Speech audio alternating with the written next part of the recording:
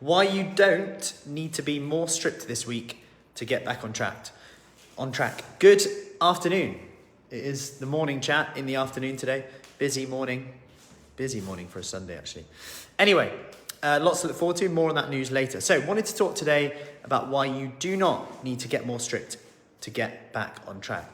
I know that sounds a bit of a weird one because quite often, drop a yes. Hey Diana, drop a yes in the comments if you've ever gone, right, I need to get back on it this week. And then you just come for eating again, binge eating again, skip your exercise again, whatever happens. Then we kind of go, I need to get more strict this time. We often make more rules, more things that we have to do. And it's that pressure on again. It's that constant cycle. Now, this isn't the case for everyone. Remember, I'm just doing this in this next 3 to 5 minutes. I want to go over why this isn't always the case. So instead of getting more strict, if this keeps happening, hey Joss, and you're not getting results. So there's 2 criteria to do this.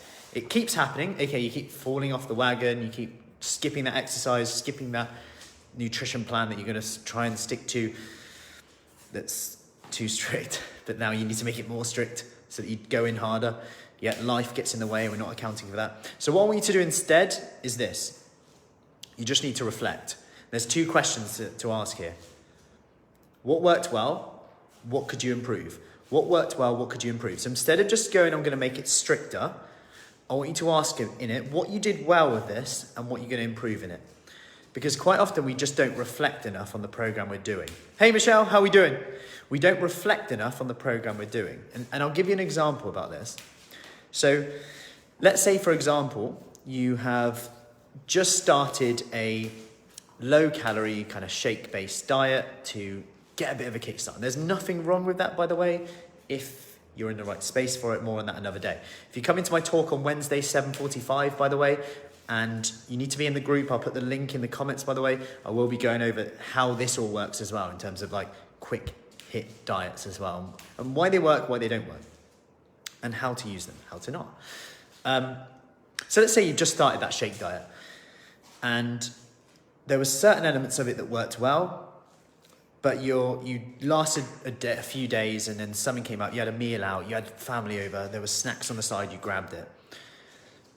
What worked well in that element? Well, I'll tell you a few things because this actually happened with someone who's just started on our program and recently did this. And they said, you're not gonna like this, Matt, but I recently did this shake diet, you'll probably tell me off for it.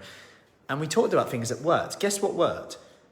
They were having breakfast and it stopped them snacking until the evening, and normally they would snack in the afternoon. I said, that's really interesting. What will you have for breakfast? She said, a protein shake, basically.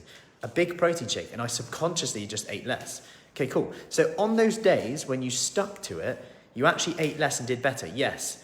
So why did you stop? Well, I just kind of went off the plan one day and I thought if I had lunch out somewhere, I might as well just treat that as a day off and then go on there. Okay, so basically there's elements of this which actually worked really well. And when we reflected on it, it wasn't that this shake diet was bad. It's just that if she took it as an all or nothing, 1 or 0, on or off thing, then yeah, maybe it's not going to fit her lifestyle. She's going to beat herself up for it. But we know from research that if you have a high protein breakfast, people subconsciously eat less. They without even thinking about it, they just eat less if they have a higher protein breakfast. Not for one day. Try this for multiple days. And again, this is a very specific example. But if you can take something from this, that is the practical part that worked from it. Yeah, she was beating herself up, thinking it was all a waste of time, all pointless. Yet we've just come up with a plan from her wasted time and diet that failed. Actually, maybe the more you fail, the more results you get. You just need to reflect. Because we've got some great breakthroughs now, and with a little bit of tweaking, a little bit of, okay, now I can add something into my routine. I've got a meal out there. This is how I'm going to adapt to that. Now we can work through that together. So I hope that helps. Any questions on that, do let me know. Remember, this Wednesday, if you're in on that, 7:45 p.m. If you're in on that, make sure you're in the group. I'll put a link to that group in the comments. 7:45 p.m. Wednesday, if you're coming on to that, I'm going to be talking about what to do when things stop working, what happens when your body eats carbs, fats, protein, why fad diets are called fad diets, why they do work, and how to actually use them effectively. So that you can make better informed decisions when you see a new diet pop up, and be critical with this stuff, because the more knowledge you have on this stuff, the better decisions you'll be able to make on them. The more quickly you'll know, right, why does this work? Why does it not?